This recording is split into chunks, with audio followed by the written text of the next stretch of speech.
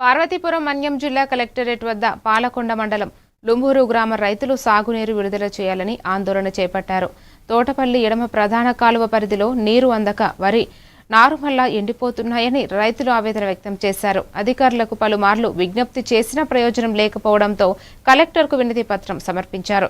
చివరి ఆయకట్టకు కూడా వెంటనే సాగునీరు అందించి పంటలను కాపాడాలని రైతు సంఘం నాయకులు ప్రభుత్వాన్ని డిమాండ్ చేశారు.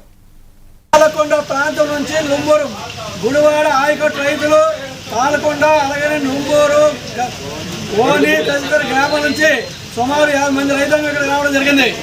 ఎందుకోసం అంటే ఈరోజు ఆకులు పోసాము, ఎదలు పోసాము, తేరా చూస్తే అవన్నీ మనకొచ్చాయి, మళ్ళీ మాడిపోతున్నాయి. ఎందుకంటే వర్షాలు తగినంత లేవు. ఎల్‌నినో ప్రభావం చేత కేవలం వర్షాల ప్రభావం వల్ల రైతాంగం మళ్ళీ మాడిపోతున్న పరిస్థితిని ఆకులు రక్షించుకోవడానికి కొండలు పెట్టి, మనుషులు పెట్టి, ఆడవాళ్ళు పెట్టి, కొండలతో నీళ్లు పెట్టి పోల్చుకోవాల్సి వస్తుంది రక్షించుకోవడానికి. మాది పాలకొండ కానీ లుంబూరు కానీ ఓని కానీ ఆ ప్రాంతాలకి నీరు సప్లై ఇవ్వడం జరగదు.